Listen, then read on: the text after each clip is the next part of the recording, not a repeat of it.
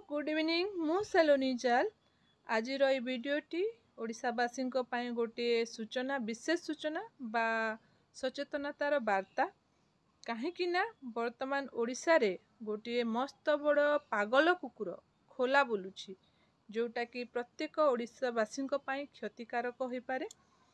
एपर्यंत से अनेकों कामुड़िबा पई चेष्टा कलानी। से कुकुर पई अनेक लोक जंत्रणा रे अछंती आउ से कुकुरटी को एपर्यंत सरकार मध्य काबू करी पारि नाहंती। एणु करी से कुकुर को काबू करिबा पर्यंत बा जे पर्यंत कुकुरटी को भल भाबरे काबू रे अणा न जाइछि से पर्यंत समस्त ओडिशावासी दया करी से कुकुर ठारू निजको बंचेकी रखंतु। जदि कुकुरटी आसुछि ताहले ताठू केमिति दूर हेबा सेति पई चेष्टा करंतु।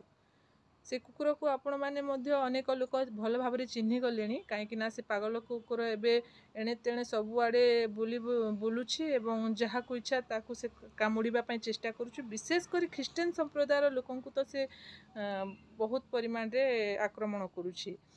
तो एई मस्त बड़ पागल कुकुरटी होछि तपी मिश्र जहा को कि एपर्यंत काबू करा जाई पारि नाही।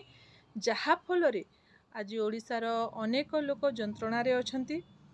सरकार ठारे मोर निवेदन अति शीघ्र ए भलिया पागल कुकुर को काबू रे करा जाऊ।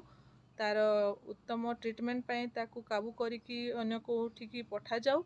जदि बा से कुकुरटी को आपण माने भल भाबरे काबू करी पारु नाहंती आउ जदि से गोटे कुकुर पई अनेक लोक जंत्रणा भोगुछंती ताहले से कुकुर को मारी देबाटा भल।